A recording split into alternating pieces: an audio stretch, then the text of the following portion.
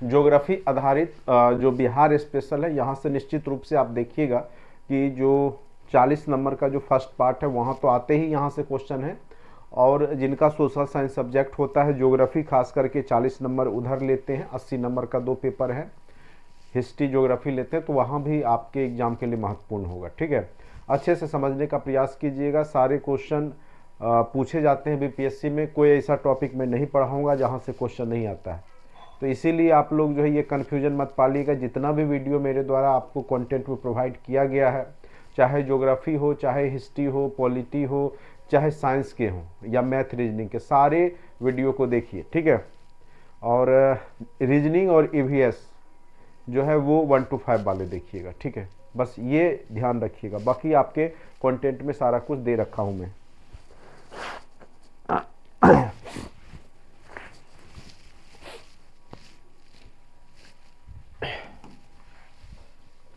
चलिए, आज जो हम लोग पढ़ेंगे, सबसे पहले बिहार की जो प्रमुख नदियां हैं वहां से एक क्वेश्चन आपके एग्जाम में हर एक बार बीपीएससी में पूछ ही देता है, तो इस टॉपिक को अच्छे से समझने का प्रयास कीजिएगा। और बहुत आसान सा टॉपिक है और यहाँ से निश्चित रूप से हर एक बार बीपीएससी क्वेश्चन पूछ ही देता है। तो थोड़ा सा यहाँ पर समझेंगे कि बिहार की कौन सी नदियाँ जो है किस ओर से बहती है और क्या क्या क्वेश्चन यहाँ से पूछे जा सकते हैं। ठीक है, जैसा कि आपको पता होगा कि बिहार में जो प्रमुख रूप से जो नदी है वो दो तरफ से, एक उत्तरी बिहार के तरफ से और दक्षिणी बिहार के तरफ से बहती है। जो उत्तरी बिहार की नदियां हैं मेन रूप से जो हिमालयन नदी है, हिमालय से निकल के आई है, जबकि दक्षिणी बिहार की जो नदियां हैं वो अलग अलग सोर्स से निकल के आई है। कुछ अमरकंटक की पहाड़ी से निकल के आई है, तो कुछ झारखंड के जो हजारीबाग पलामू के एरिया से पठारी भाग से निकल के आई है। तो हर हमेशा याद रखना है कि जो जितनी भी उत्तर बिहार की नदियां हैं वो सदा नीरा नदी है और वहाँ पे सालों भर पानी रहता है। चूँकि इसके पीछे रीजन है, चूँकि गर्मी के मौसम में ग्लेशियर से जो हिमालयन नदियां हैं वो ग्लेशियर पिघलने से, बर्फ़ पिघलने से पानी का मात्रा भरपूर रहता है। वहीं बरसात के ऋतु में वर्षा के पानी से भी भरा रहता है। तो कह सकते हैं कि जो उत्तर बिहार की नदियां हैं वो सदा नीरा नदी है और सालों भर उसमें पानी लगभग रहता ही है। दक्षिण बिहार की नदियां हैं जो गर्मियों में सूख भी जाती है बहुत सारी नदियां, तो उसको लेकर के भी हमें जानकारी रखना है कि कौन कौन सी नदियां उत्तर बिहार की है और कौन कौन सी नदियां दक्षिण बिहार की नदियां हैं। ठीक है, आप लोग अच्छे से समझिएगा, थोड़ा तेजी से मैं इसको कवर करूंगा।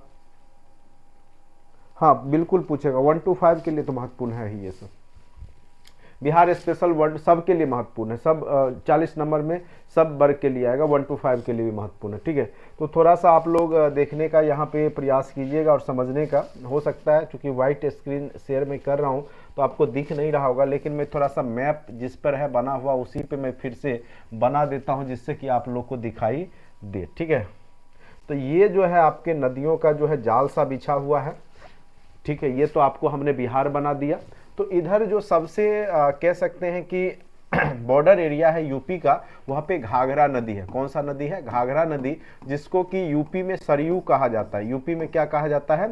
सरयू नदी कहा जाता है। यूपी में इसको क्या कहा जाता है? सरयू नदी। और इसी के किनारे अयोध्या है, तो पूछ सकता है। ठीक है, तो जो आपका यूपी के बॉर्डर जो बनाती है, कौन सी नदी बनाती है? तो घाघरा नदी। ठीक है, और इसको यूपी में सरयू नदी भी कहा जाता है, तो ये याद रखना है।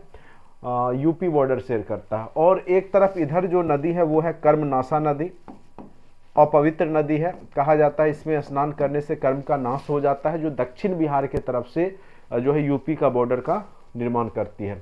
तो ये याद रखना है। उसके बाद सबसे पहले उत्तर बिहार में, उसके बाद जो नदी है वो है आपका गंडक। गंडक जो है आकर के हाजीपुर में जाकर के गंगा नदी में मिल जाती है। ठीक है, तो सबसे प्रमुख नदी अगर देखा जाए बिहार की तो गंगा नदी ही है। सबसे प्रमुख नदी कौन सी नदी है? जो अभी हमने बनाया बीचों बीच जो गई है, यानी इसका ढाल देखिएगा तो ये कौन सा एरिया हो गया? उत्तर पश्चिम से दक्षिण पूर्वी एरिया की तरफ इसका ढाल है। ठीक है, और चूंकि उतना भी ढाल नहीं है जिस कारण से जो है बाढ़ प्रभावित एरिया हो जाता है उत्तर बिहार, और कुछ एरिया जो दक्षिण बिहार का भी बाढ़ प्रभावित हो जाता है। तो मेन रूप से उत्तर बिहार सबसे ज़्यादा प्रभावित होता है, क्योंकि यहाँ बहुत सारी नदियाँ हैं और जो कि सदा नीरा नदी है, जिस कारण से बाढ़ प्रबल एरिया बन जाता है। खास करके कोसी के क्षेत्र में आप देखिएगा, फिर आपका इधर गंडक के क्षेत्र में, बूढ़ी गंडक के एरिया में भी बाढ़ आती रहती है। तो यहाँ पर मेन रूप से अगर पूछेगा कि गंडक जो कि कहाँ पे आके मिलती है गंगा नदी में, तो हाजीपुर में मिल जाती है। और जो मेन नदी है, जो मेन कहिएगा प्रवाह तंत्र जो है ये बिहार का, उसका आधार है गंगा नदी, ठीक है। मेन रूप से जो बिहार को बीचों बीच दो भागों में बांटती है वो कौन सी नदी है, गंगा नदी। ऐसे इसकी बात करें तो टोटल पूरे देश में 2525 किलोमीटर लंबी है गंगा नदी। कितनी लंबी है, 2525 किलोमीटर लंबी है। लेकिन बिहार में बात करें तो 445 किलोमीटर लंबी है। बिहार में गंगा नदी की अगर लंबाई की बात करें तो 445 किलोमीटर लंबी है, जो कि बक्सर में प्रवेश करती है। कई बार पूछेगा गंगा नदी बिहार में किस जिला में प्रवेश करती है, तो बक्सर, जो चौसा एक जगह है वहीं पर। साउंड क्या नहीं आ रहा है, क्या साउंड प्रॉपर नहीं आ रहा है, कम आ रहा है क्या साउंड? एक सेकेंड, एक सेकेंड।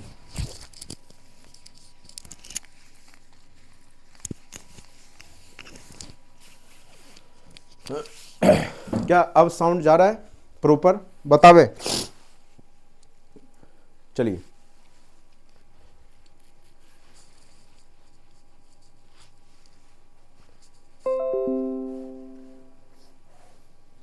कोई भी तरह का दिक्कत हो तो बता दिया कीजिए, जो उससे हमें भी जो है आपकी जो कमियां हैं वो दूर हो जाया करेगी, ठीक है।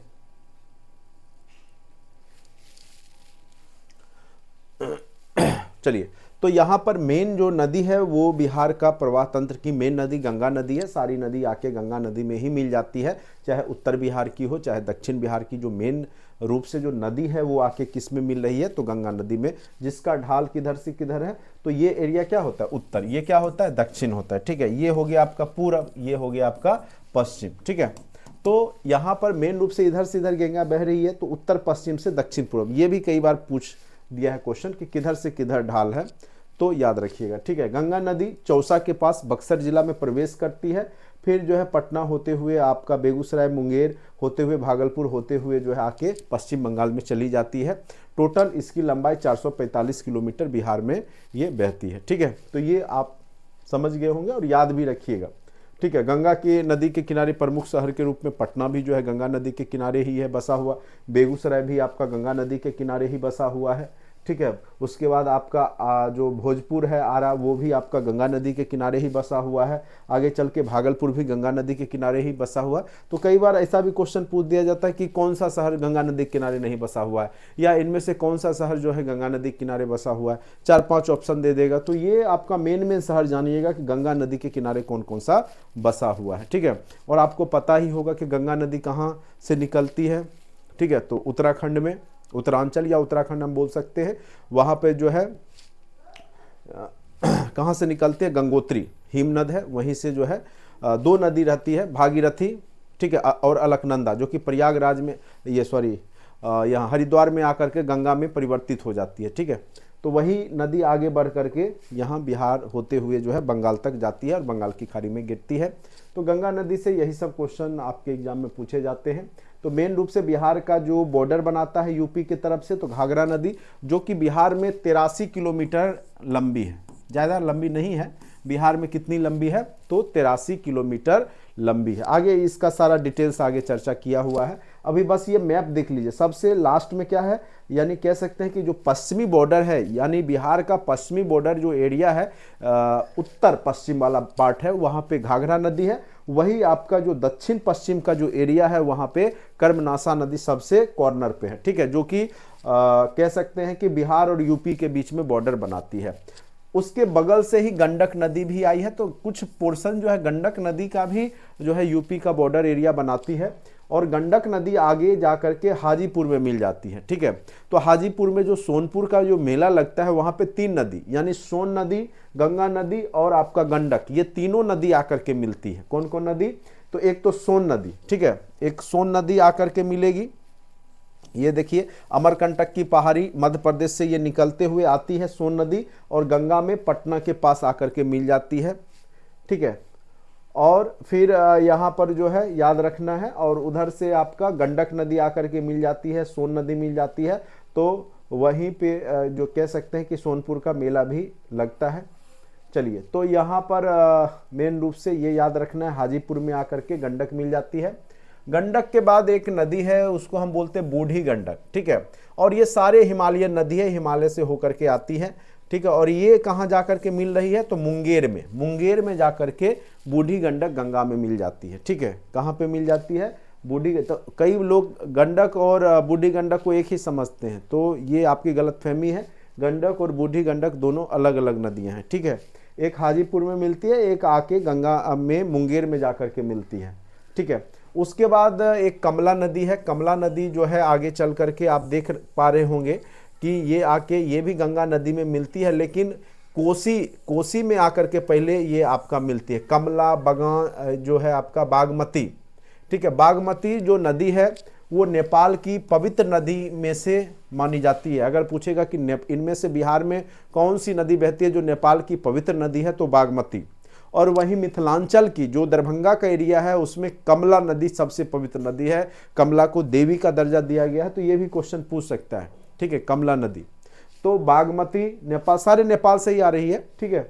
और ये भी आकर के आपको जो है खगड़िया के पास आकर के कोसी नदी में मिलती है, और कोसी नदी फिर जो जाकर के मुंगेर में ये कटिहार के पास जो है मनिहारी जगह है वहां पे जाके गंगा नदी में मिल जाती है, ठीक है। और इधर जो है आपका महानंदा आती है, ये भी गंगा में मिल जाती है, ठीक है। फिर इसी प्रकार से महत्वपूर्ण नदी ये सब है। उसके बाद इधर पुनपुन है। पुनपुन नदी जो है फतुहा के पास जो है मिल जाती है। पटना में फतुहा, आप स्टेशन भी जानते होंगे फतुहा। ये क्वेश्चन कई बार पूछा है, कौन सी नदी पटना के आसपास फतुहा मिलती है, तो पुनपुन नदी, ठीक है। उसके बाद फल्गु नदी के किनारे ही जो है गौतम बुद्ध को ज्ञान की प्राप्ति हुई थी। और निरंजना नदी भी इसी को कहा जाता था, इसी की शाखा है, ठीक है। फल्गु नदी के बारे में जो गया में जो आपका पिंडदान होता है फल्गु नदी के किनारे ही होता है, ठीक है। तो उसके बाद एक आपका जो है क्यूल नदी है, जो कि लखीसराय में आके मिलती है। क्यूल नदी कहाँ पे मिलती है, तो लखीसराय मिलती है। तो मेन रूप से यही सारी नदियां हैं जो कि आपके एग्जाम में पूछे जा सकते हैं। अब इसमें क्या क्या तथ्य आपको याद रखना है, ठीक है, वो आपको समझना पड़ेगा। यहाँ पर देखिए, यहाँ लिखा हुआ है, थोड़ा तेजी से मैं कवर करने का प्रयास करूंगा, आप लोग भी समझिएगा। जो क्वेश्चन होगा वो आपका बाहर नहीं जाएगा, जो नोट्स है उसी से रहता है। थोड़ा सा आप लोग बस समझ लीजिए। यूपी का बॉर्डर का एरिया में फिर सबसे पूर्वी बिहार में कौन सी नदी है, जैसे उधर हमने बताया अभी आपको महानंदा के बारे में, ठीक है। तो ये सब बस आपको याद रखना है। गंगा के बारे में, बिहार की आबाद तंत्र का आधार गंगा नदी है। बिहार की धरातलीय स्वरूप को विकसित करने में गंगा और उसकी सहायक नदियों का महत्वपूर्ण योगदान है, ठीक है। जो भी चट्टान क्वाटरनरी चट्टानें हैं वो गंगा के मैदानी एरिया में पाया जाता है। अभी आगे चल के चट्टान जब मैं पढ़ाऊंगा तो उसमें बताऊंगा। तो गंगा जो है, गंगा ही सबसे लास्ट में जो है जो मैदानी भाग का निर्माण किया है, सबसे नवीन मिट्टी का जो निर्माण किया है वो गंगा नदी ने ही किया है, जो कि जलोढ़ मिट्टी के नाम से भी जाना जाता है, जिसको खादर और बांगर दो भागों में हम लोग बांटते हैं। खादर मतलब नवीन जलोढ़ मिट्टी और बांगर मतलब पुरानी जलोढ़ मिट्टी, ठीक है। तो इसमें बनाने में गंगा का महत्वपूर्ण योगदान है। नदियों का उद्गम क्षेत्र के आधार पर बिहार की नदियों को दो भागों में बांटा गया है। एक उत्तर बिहार की नदियां जो कि हिमालयन नदी है, और दक्षिण बिहार की नदी जो कि पठारी एरिया से निकल के आई है, ठीक, पहाड़ पठार से। अब आते हैं यहाँ पे बिहार के प्रमुख नदियों के उद्गम स्थल और कितना किलोमीटर बिहार में बहती है। तो सबसे पहले हम लोग, चूंकि जो बिहार का आधार स्तंभ नदी है वो गंगा नदी ही है, ठीक है।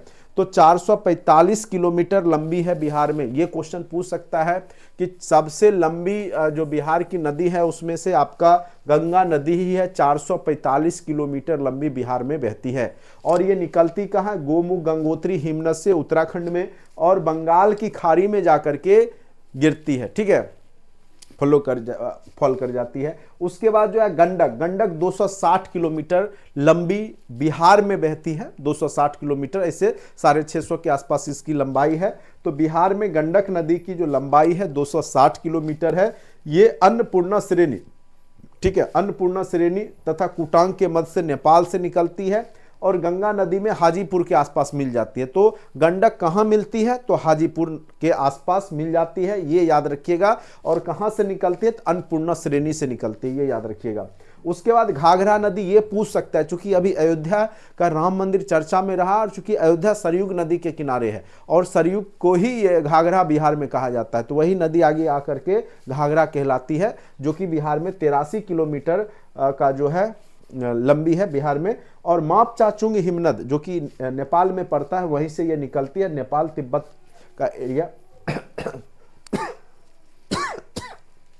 मापचाचुंग तिब्बत। उसके बाद है गंगा नदी, जो कि छपरा में जाकर के गंगा नदी में मिल जाती है। तो ये याद रखना है आपको घाघरा के बारे में, ठीक है।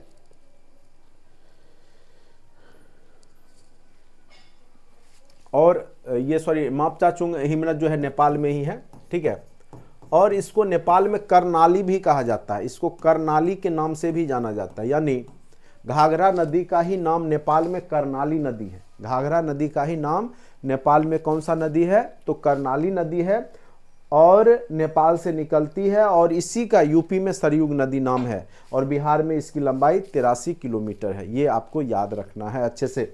उसके बाद बूढ़ी गंडक, ये सोमेश्वर की पहाड़ी नेपाल से निकलती है, और गंगा नदी मुंगेर जिला के उत्तर मांझी जो जगह है वहां पे जाकर के मुंगेर में बूढ़ी गंडक मिल जाती है। बागमती, यानी गंगा के बाद सबसे लंबी नदी अगर देखा जाए तो बागमती है, जो कि बिहार में बहती है, 394 किलोमीटर है। ये नेपाल के महाभारत श्रेणी से निकलती है और बेगूसराय में आकर के बूढ़ी गंडक में मिल जाती है। ये बागमती को नदी को पवित्र नदी, नेपाल की सबसे पवित्र नदी, और काठमांडू जो शहर है वो बागमती नदी के किनारे ही है, तो सबसे पवित्र कह सकते हैं कि नेपाल की नदी बागमती नदी ही है।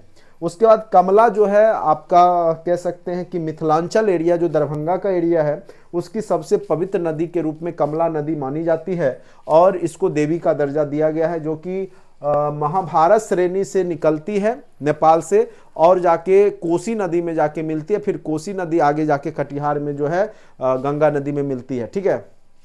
अब देखिए कोसी, बिहार का शोक भी कोसी नदी को कहा जाता है। ये क्वेश्चन बार बार पूछेगा, ठीक है, क्योंकि यह अपना रास्ता परिवर्तन करने में माहिर है। रातों रात बहुत बड़ा एरिया जो है ये अपने में समाहित कर लेती है, ठीक है। तो रास्ता परिवर्तन करने में कोसी नदी जो है बहुत ज़्यादा मतलब रास्ता बहुत ज़्यादा परिवर्तित करते हैं, जिस कारण से इसको बिहार का शोक भी कहा जाता है।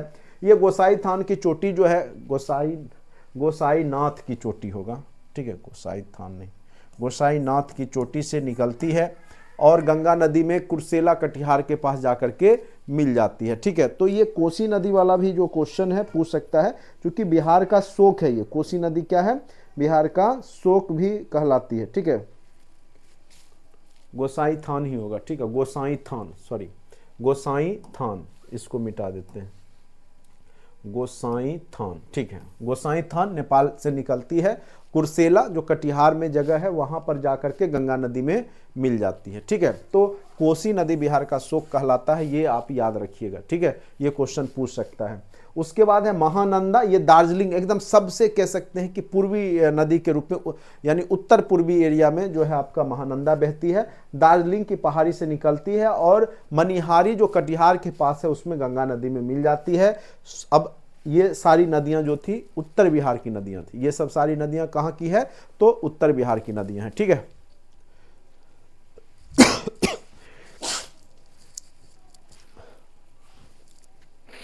थोड़ा सर्दी जुकाम हो चुका है इसलिए नहीं तो अभी तक में मैं बहुत आगे आप लोग को कवर कर दिया होता। चलिए कोई बात नहीं है। सोन नदी अमरकंटक की पहाड़ी से निकलती है, जो कि मध्य प्रदेश में पड़ता है। सोन नदी डेहरी ऑन सोन जो बांध है, डेहरी ऑन सोन नदी पर ही है, गंगा नदी में मिलती है मनेर पटना के पास। तो सोन नदी भी पटना जिला में ही मनेर में जाके गंगा नदी में मिलती है। पुनपुन फतुहा के पास आपका पटना जो फतुहा जगह है वहाँ पे पुनपुन नदी मिलती है गंगा नदी में। ये क्वेश्चन कई बार बीपीएससी में पूछ चुका है, और ये निकलती है पलामू छोटा नागपुर के पठार से, और फतुहा पटना के पास आकर के मिलती है पुनपुन नदी। कहाँ से निकलती है, पलामू। कहाँ है, तो झारखंड में है, अब छोटा नागपुर के पठारी एरिया है। करमनासा, ये जो है सबसे अपवित्र नदी मानी जाती है, कहा जाता है इसमें नहाने से सारे कर्म धुल जाते हैं, नाश हो जाते हैं। विंध्याचल जो पहाड़ी है वहां से निकलती है, और गंगा नदी में चौसा बक्सर के निकट जो है जाकर के मिल जाती है। उसके बाद फल्गु, फल्गु छोटा नागपुर पठार से निकलती है, और टाल क्षेत्र जो मोकामा टाल है गंगा के एरिया उसमें जाकर के गंगा नदी मिलती है। अजय नदी जो है ये बाटपाट जमुई से निकलती है और गंगा नदी में जाके पश्चिम बंगाल मिलती है। यह एकमात्र नदी है जो बिहार से ही निकलती है और बिहार में ही विलुप्त भी हो जाती है गंगा नदी में। सकरी जो है उत्तरी छोटा नागपुर पठारी क्षेत्र से निकलती है और गंगा नदी किऊल तथा मोरहर नदियों के साथ जाकर के मिल जाती है। किऊल झारखंड गिरिडीह जिला से निकलती है, जो लखीसराय सूरजगढ़ा जगह है, सूरजगढ़ है, वहां पे जाकर के मिल जाती है। तो क्वेश्चन यही उत्तर बिहार और दक्षिण बिहार की जो प्रमुख नदी है इसी में से कोई ना कोई क्वेश्चन आपको पूछ ही देता है। खास करके आपको जो क्वेश्चन पूछा जा सकता है वो घाघरा से रिलेटेड, जो यूपी बॉर्डर कौन सी नदी बनाती है ये पूछा जा सकता है, या सबसे लंबी नदी बिहार में कौन सी है ये पूछा जा सकता है, या बिहार का शोक कौन सा नदी है ये पूछा जा सकता है। ठीक है, यही सब क्वेश्चन जनरली आज तक पूछे गए। अब देखिए जलप्रपात, तो जलप्रपात का मतलब आप लोग समझिए, जलप्रपात जब जल बह रहा और एकाएक जब फॉल करे, ठीक है, यानी जब पहाड़ी पठारी एरिया का जो ढलान हो और वहाँ पे जल नीचे गिरता है तो उसको जलप्रपात का वहाँ पे निर्माण हो जाता है। ठीक है, तो उसी को जलप्रपात कहते हैं। पर्वतीय अथवा पठारी क्षेत्रों में तीव्र ढाल के सहारे नीचे गिरती हुई जलधारा को क्या कहते हैं? जलप्रपात कहते हैं। ठीक है, एक बार पूछेगा आपको, जैसे सबका अलग अलग मीनिंग होता है, जैसे नदी है, जलप्रपात है, ठीक है, झील है। झील क्या होता है? जहाँ पे पानी स्थिर हो जाए, जैसे टाल का एरिया है तो क्या होता है कि गंगा नदी में जब पानी बढ़ता है तो उस टाल जो एरिया है, नीचे वाला पार्ट है मैदानी, उसमें पानी जमा हो जाता है और लंबे समय तक जमा रहता है तो उसको हम झील कहते हैं। यानी स्थिर पानी को हम लोग क्या बोल सकते हैं? झील। जो आपका पहाड़ पर से गिरता है उसी को हम लोग झरना बोलते हैं या जलप्रपात भी कह सकते हैं। जब पठारी एरिया या पहाड़ी एरिया में जब ऊंचाई पर से पानी जब फॉल करे, नीचे तीव्र ढाल के सहारे गिरता है, उसको जलप्रपात कहा जाता है। तो हर एक शब्द में थोड़ा थोड़ा का अंतर है तो उसको भी आपको समझना पड़ेगा। ठीक है, तो यहां पर जो है पर्वतीय अथवा पठारी क्षेत्रों में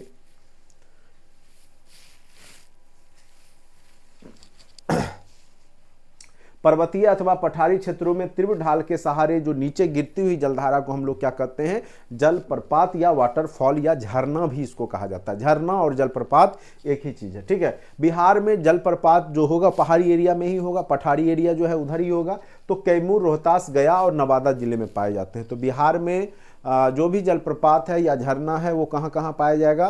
कैमूर, रोहतास और गया और नवादा जिले में ही पाया जाता है। ठीक है, तो सबसे महत्वपूर्ण ककोलत के बारे में पूछेगा आपको। ककोलत जलप्रपात कहाँ है? तो नवादा जिला में है। आपको पता होगा ककोलत स्थान भी है नवादा जिले में। कोडरमा पठार से आने वाली धारा है ये, कोडरमा पठार से ये धारा ही जब फॉल करती है तो यही आपका ककोलत जलप्रपात का निर्माण करती है, तो नवादा में। तो ये पूछा हुआ क्वेश्चन है, ककोलत जलप्रपात कहाँ पे है? तो याद रखिएगा ककोलत जलप्रपात नवादा में है। दूसरा, उसके बाद सुखलदरी है, कन्हरा नदी रोहतास में। धुआं कुंड इसीलिए जब पानी गिरता है तो एक प्रकार से धुआं टाइप का बना देता है। कावा धोवा रोहतास में है। दुर्गावती, ये फिर आपका इंपॉर्टेंट है, ये पूछा हुआ है दुर्गावती नदी पे। छानपा पार जगह है रोहतास में। ठीक है, जियार कुंड, ये भी क्वेश्चन पूछा हुआ है। जियार कुंड जलप्रपात फुलबरिया नदी पे, ये बहुत ही महत्वपूर्ण है। जियार कुंड, ये क्वेश्चन बार बार पूछा हुआ है। जियार कुंड जलप्रपात किस नदी पर है? तो फुलबरिया नदी पर है, भोजपुर जिला में। ठीक है, उसके बाद तेलहर कुंड, ये भी क्वेश्चन पूछा है, दुर्गावती नदी के निकट है, कैमूर जिला, दुर्गावती नदी पर है आपका कौन सा? तेलहर कुंड। ठीक है, राकिम कुंड है, गायघाट रोहतास में है। ओखरिन कुंड गोपथ रोहतास में है। मंझार कुंड सासाराम में है। देवदारी कर्मनासा नदी पे रोहतास में है। तो ये दो तीन जो है बस। तेलहर कुंड, करकट वाला भी याद रखिएगा, कैमूर जिला में है। ठीक है, और जियार कुंड ये कई बार पूछा है। तो फुलबरिया नदी जो है भोजपुर, ये बस याद रखिएगा। यही जलप्रपात में से कोई ना कोई क्वेश्चन आपके एग्जाम में बराबर बीपीएससी में पूछे जाते हैं। उसके बाद आते हैं गर्म जलकुंड। देखिए जलकुंड क्या होता है कि पृथ्वी के अंदर बहुत सारे खनिज पदार्थ हैं, खास करके रेडियो सक्रिय मटेरियल्स भी हैं जो कि अपना रे निकालते रहते हैं अंदर में। तो उससे क्या होता है कि वहाँ जो जल है, जो पठारी एरिया है, तो उस चट्टान में जो जल स्थित है वो गर्म हो जाता है और उसमें गंधक वगैरह भी पाए जाते हैं जल में, जिससे कि वह बहुत तरह के चर्म रोग को भी दूर कर देता है। ठीक है, तो आप जब राजगीर जाते होंगे तो आपको पता होगा ब्रह्म कुंड है, वहाँ पे बहुत सारा कुंड है जिसमें ठंड के मौसम में भी गर्म पानी निकलते रहता है। ठीक है, 86 डिग्री टेम्परेचर रहता है। तो कहने का अर्थ है कि आखिर ये क्यों हो जाता है? तो वही कारण है कि वहाँ की जो चट्टानें हैं, वो चट्टान के अंदर बहुत सारे खनिज संपदा है और खनिज संपदा के कारण जो है वहाँ पर जो है पानी जो होता है वो गर्म हो जाता है। ठीक है, और ख़ास करके रेडियो एक्टिव मटेरियल वहाँ पे है, तो उससे पानी गर्म हो जाता है और बहुत सारे उसमें खनिज संपदा भी मिले रहते हैं, जिस कारण से बहुत सारी बीमारियाँ भी उससे दूर हो जाती है। ये वास्तविकता है। चलिए, तो उसी में आप लोग यहाँ पे है गर्म जलकुंड। ठीक है, बिहार में अधिकतर गर्म जलकुंड राजगीर और मुंगेर जिला में कहाँ पे स्थित है, तो मैक्सिमम जो भी आपके राज्य में कुंड है, ठीक है, पानी कुंड जहाँ स्थित है वो आपको राजगीर और मुंगेर जिला में ही मिलेगा। और एक आध जगह गया और नालंदा में भी गर्म जलकुंड है, लेकिन बहुत कम। ठीक है, समानता इसका संबंध मृत ज्वालामुखी क्रिया, अंदर में जो मृत ज्वालामुखी क्रिया है भूगर्भ में स्थित रेडियो सक्रिय खनिजों से है।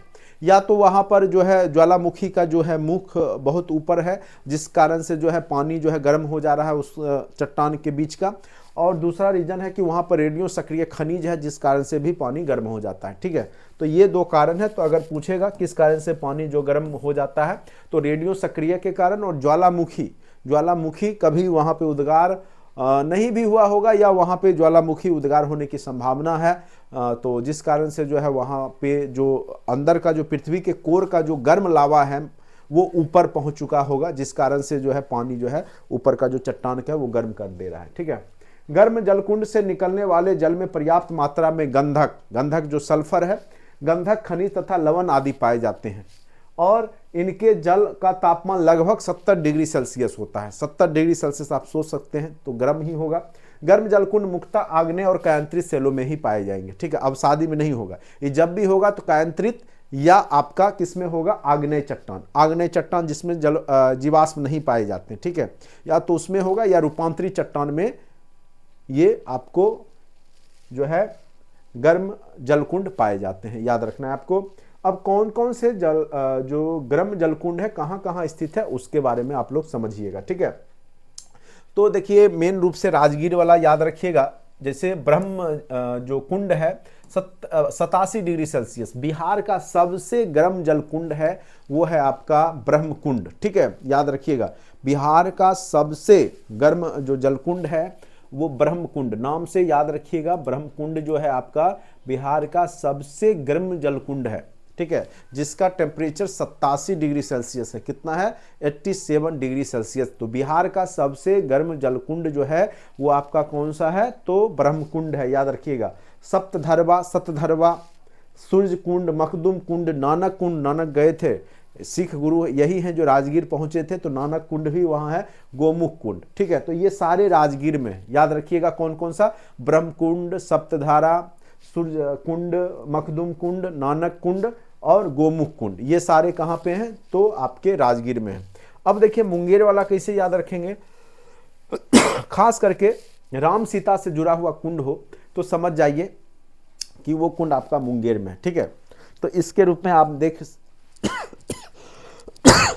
देख पा रहे होंगे मुंगेर में, जैसे आपका लक्ष्मण कुंड कहाँ है, मुंगेर में 62 डिग्री सेल्सियस है।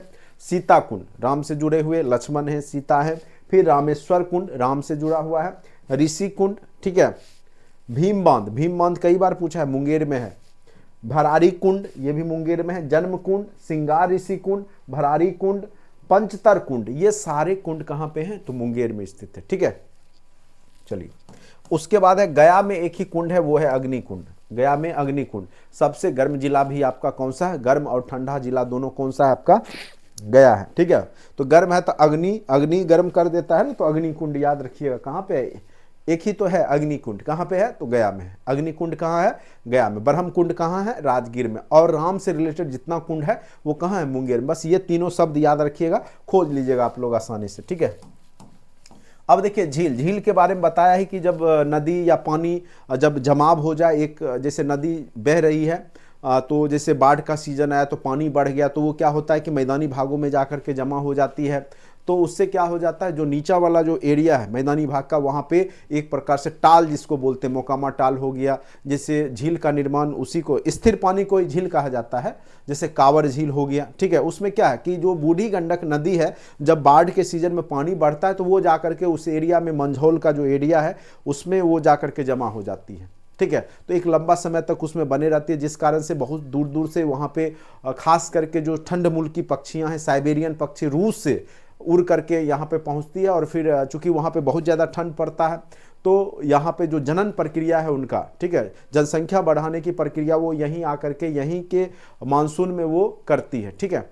तो वो प्रत्येक साल जो है यहाँ पे आपका साइबेरियन पक्षी आती है, तो ये भी आपको याद रखना। और एशिया का सबसे बड़ा गोखुर झील आपका कांवर झील ही है, जो कि बेगूसराय जिला में ही है, ठीक है, याद रखिएगा। तो कांवर झील कई बार पूछ चुका है, बहुत ही महत्वपूर्ण है। एशिया का सबसे बड़ा गोखुर झील कहलाता है। और यहाँ पे साइबेरियन पक्षी जो रूस का, जो यूरोप का बॉर्डर है, रूस का बॉर्डर है, वहां से पक्षी आती है यहाँ पे, ठीक है।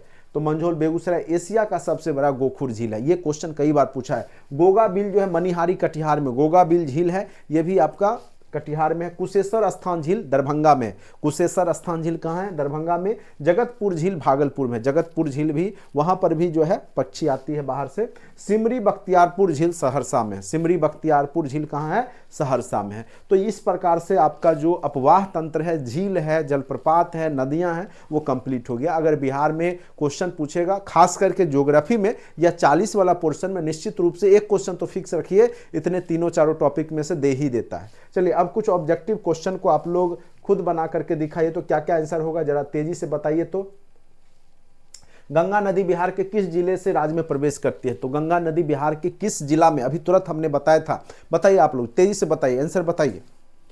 किस जिला में गंगा नदी प्रवेश करती है बिहार का?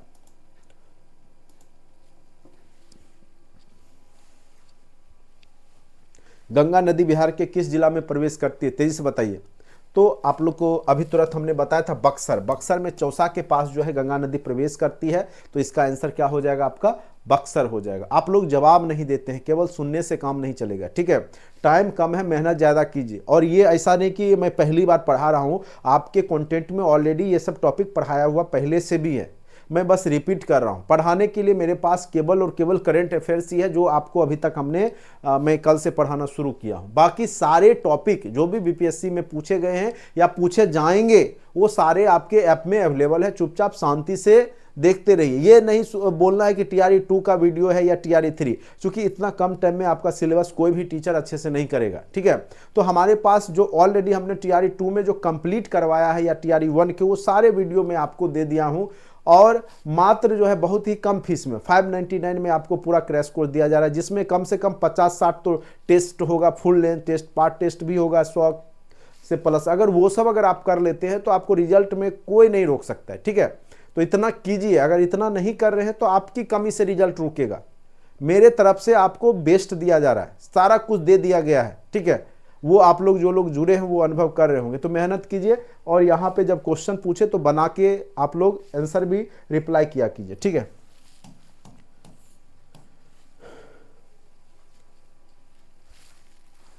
बनाइए।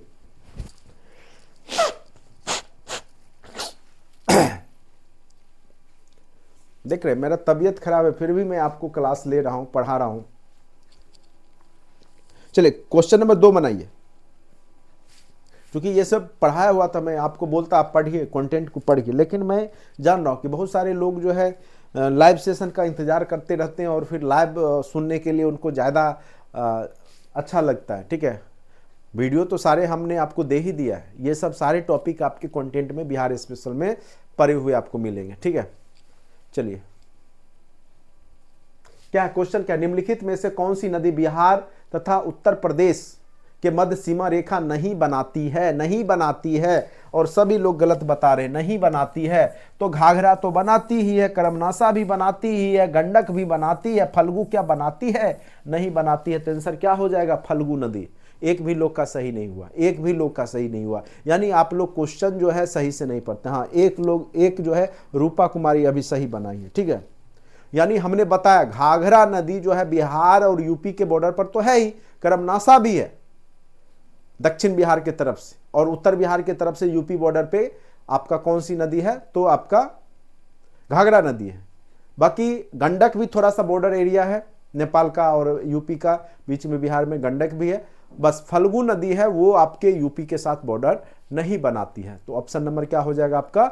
डी हो जाएगा, ठीक है। तो ध्यान से आप लोग जो है समझिए, उसके बाद क्वेश्चन आंसर कीजिए। निम्नलिखित में से कौन सा जिला गंगा के किनारे स्थित है? ठीक है, कौन सा जिला गंगा नदी के किनारे स्थित है? चलिए बताइए, गंगा के किनारे स्थित है, कौन सा जिला गंगा के किनारे स्थित है? भोजपुर क्या स्थित है? बिल्कुल स्थित है। बेगूसराय स्थित है? बिल्कुल है। वैशाली भी है, हाजीपुर वैशाली में ही पड़ता है ना, वो भी है। कटिहार भी है, ठीक है। तो इसमें से एक से अधिक हो जाएगा, एक से अधिक हो जाएगा, ठीक है। इनमें से कोई नहीं या एक से अधिक, लेकिन अब ऑप्शन डी और ई देता है, इनमें से कोई नहीं वाला अलग और एक से अधिक वाला अलग रहता है, तो इसका आंसर एक से अधिक हो जाएगा। बेगूसराय भी गंगा नदी में ही है, बेगूसराय भी गंगा नदी के किनारे है। मैप देखिए, गंगा नदी वाला जो भी शहर है अच्छे से देख लीजिएगा। अभी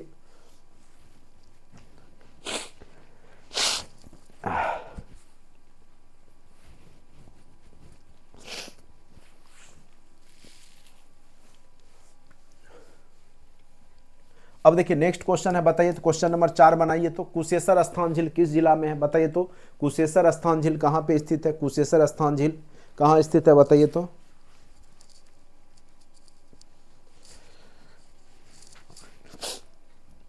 कुशेश्वर स्थान झील कहाँ स्थित है बताइए। 4 का बी, बिल्कुल बिल्कुल सही है, दरभंगा में। अभी तुरंत हमने बताया कुशेश्वर स्थान झील कहाँ स्थित है, तो दरभंगा में स्थित है। कुशेश्वर स्थान झील कहाँ स्थित है? दरभंगा में स्थित है। चलिए नेक्स्ट क्वेश्चन, क्वेश्चन नंबर 5 बताइए। सब कुछ आपको बता दिए, कोई क्वेश्चन ऐसा नहीं यहां दिखेगा जो आपको नहीं बताया गया। थ्योरी में सब हो गया और यहीं से क्वेश्चन आएगा, कहीं और से नहीं आएगा। बस आप थ्योरी को अच्छे समझने का प्रयास कीजिए। चलिए ककोलत अभी तुरंत हमने बताया था, जलप्रपात है, कहां पे है? बहुत ही महत्वपूर्ण है। ककोलत कहां पे स्थित है बताइए तेजी से, अभी तुरंत हमने बताया था।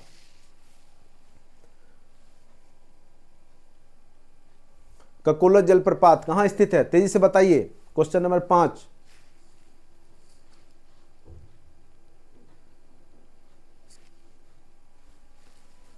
बिल्कुल सही, 5 का ए, बिल्कुल सही, नवादा। अभी तुरंत हमने बताया था ककोलत जलप्रपात कहां स्थित है, तो नवादा में स्थित है, ठीक है।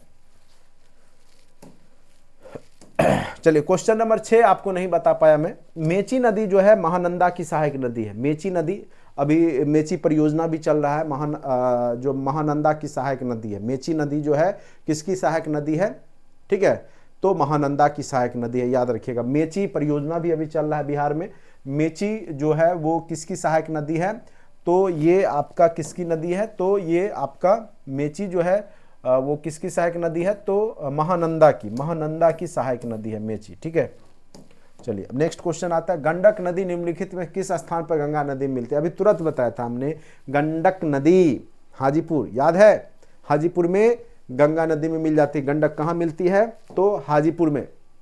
यही पूछा, गंडक नदी निम्नलिखित में से किस स्थान पर गंगा नदी में मिलती है? तो याद रखिएगा कहाँ पे मिलती है गंगा नदी में, तो हाजीपुर में। कहाँ पे मिलती है, तो हाजीपुर में। कहाँ मिलती है, हाजीपुर में। चलिए क्वेश्चन नंबर 8 बनाइए तो, गंडक नदी का बिहार में कुल कितनी लंबाई है? अभी तुरंत बताया था कि दूसरा सबसे लंबी नदी बिहार की जो है वो गंडक नदी ही है। गंडक नदी की लंबाई बिहार में कितना किलोमीटर है बताइए। चलिए क्वेश्चन नंबर 8 बताइए तो क्या हो जाएगा आंसर। गंडक नदी का बिहार में कितना लंबाई है? गंडक नदी का बिहार में 260 किलोमीटर लंबी है, चर्चा हमने किया था। 260 किलोमीटर लंबी गंडक नदी है बिहार में। निम्नलिखित में से किस नदी का उद्गम स्थल बिहार में है? तो हमने बताया था एकमात्र बिहार में उद्गम है वो है अजय नदी का, जो कि दक्षिण बिहार की नदी है, अजय नदी, ठीक है। उद्गम भी बिहार में है, आगे जाके बिहार और बंगाल के बॉर्डर पे ही गंगा नदी में मिलती है, ठीक है। तो अजय नदी का एकमात्र ऐसी नदी है जिसका उद्गम स्थल बिहार में ही है, ठीक है, अजय नदी, याद रखिएगा।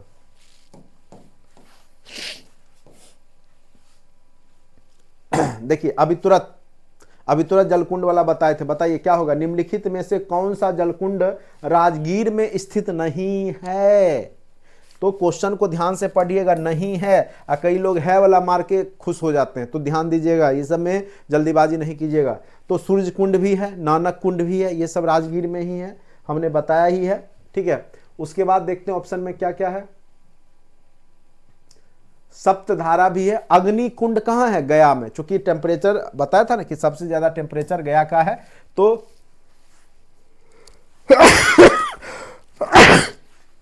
अरे अग्नि कुंड कहाँ है? तो गया में है, ठीक है। तो क्या राजगीर में होगा अग्निकुंड? नहीं होगा। अग्निकुंड राजगीर में होगा? नहीं होगा।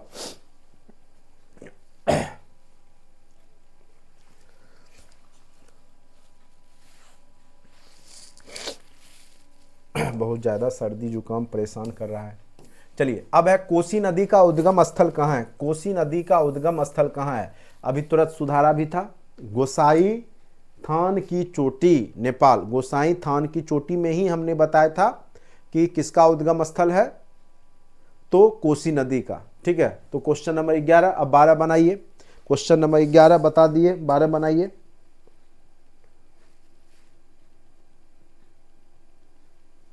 चर्चा भी किया था हमने, बिहार में प्रवाहित किस नदी को नेपाल की पवित्रतम नदी कहा जाता है? बताइए, अभी थोड़ा देर पहले चर्चा किया था। 12 का 2, 12 का 2, 12 का 2, कोसी। कोसी कहां से हो गया?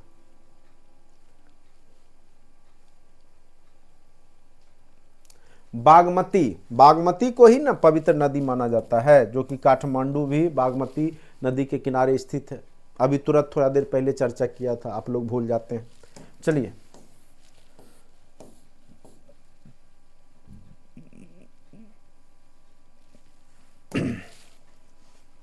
देखिए ये क्वेश्चन जान लीजिए। इनमें से कोसी मेची लिंक जो परियोजना है, नहर योजना है, होने वाला जिला कौन सा है? तो सबसे ज़्यादा फायदा जो होगा वो आपका सुपौल और अररिया को होगा। कोसी मेची जो लिंक नहर योजना है, उससे सर्वाधिक फायदा किस जिला को होने वाला है? तो अररिया और सुपौल को होने वाला है। किशनगंज रहता तो वो भी हो सकता था, लेकिन यहाँ पे अररिया और सुपौल को मेन रूप से फायदा होगा, ठीक है। अब है देवदारी जलप्रपात निम्नलिखित में से किस नदी पर स्थित है? देवदारी जलप्रपात क्रमनासा नदी, याद कीजिए, अभी सबसे लास्ट में यही आया था, ठीक है। Question number 14।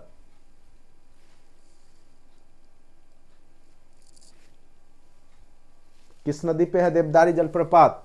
तो क्रमनासा नदी पर है। थ्योरी से ही सारे ऑब्जेक्टिव क्वेश्चन पूछे गए हैं। फुलवरिया नदी पर कौन सा जलप्रपात है? जियारकुंड, ये बताया भी था, महत्वपूर्ण है। जियारकुंड जलप्रपात किस नदी पर स्थित है? तो फुलवरिया नदी, ठीक है, भोजपुर में। चलिए, करकट जलप्रपात किस जिले में स्थित है? करकट, कॉफर, करकट कॉफर क्या हो जाएगा? कैमूर, रोहतास। बताइए कहां पे स्थित है करकट जलप्रपात? कॉफर, करकट, कॉफर क्या हो जाएगा? कैमूर, याद रखिएगा। करकट जलप्रपात जो है कैमूर में स्थित है। तो इस प्रकार से सारे क्वेश्चन ऑब्जेक्टिव भी हमने बिहार की प्रमुख नदियां, जलप्रपात से हमने आपको करवा दिया, ठीक है।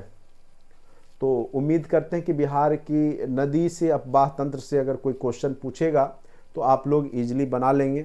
थोड़ा स्वास्थ्य बेहतर नहीं है, इस कारण से जो है आज मैं इतना ही रहने देता हूँ। ऐसे आज क्लास लेने के मूड में था नहीं, लेकिन फिर भी चलिए, आपका सिलेबस जो भी है जहाँ तक हो आप लोग अच्छा कर ले तो मेरे लिए वही है। करेंट अफेयर्स का सेशन कल आपका जो है पूरा जुलाई का कंप्लीट हो जाएगा, और अगस्त का भी कोशिश करेंगे कल थोड़ा लंबा सेशन लेके, चूँकि बचा में बचा आपका जो है करेंट अफेयर्स ही है जो कि अपडेट आपको करना है। बाद बाकी जितने भी टॉपिक हैं, विश्वास करके जितना भी कंटेंट में पढ़ा हुआ, चाहे साइंस का है, चाहे मैथ का है, रीजनिंग का है, जिनके सिलेबस में जो है वो तो आपको पता चल गया होगा। जैसे 1 to 5 वालों को मैथ है, रीजनिंग है, ईवीएस है, एक्स्ट्रा पढ़ना है। बाकी जीके जीएस सबको पढ़ना है तो सारा फोल्डर बना हुआ है, साइंस का भी है, उसमें जाके फिजिक्स, केमिस्ट्री, बायो जितना है वो देख लीजिए, सुन लीजिए, पढ़ लीजिए, टेस्ट उस्ट बना लीजिए। निश्चित रूप से क्वेश्चन वही सब आता है, और TRE 1 से ही आपके जो वीडियो हैं उसमें पढ़े हुए हैं बहुत सारा। और आपने देखा होगा कि TRE 1 के एग्जाम में, TRE 2 के एग्जाम में भी सेम टू सेम भी क्वेश्चन बहुत सारे टेस्ट सीरीज के लड़े थे, ठीक है। तो ज़रूर आप लोग प्रैक्टिस सेट करते रहिए। चलिए, आज के लिए इतना ही, धन्यवाद।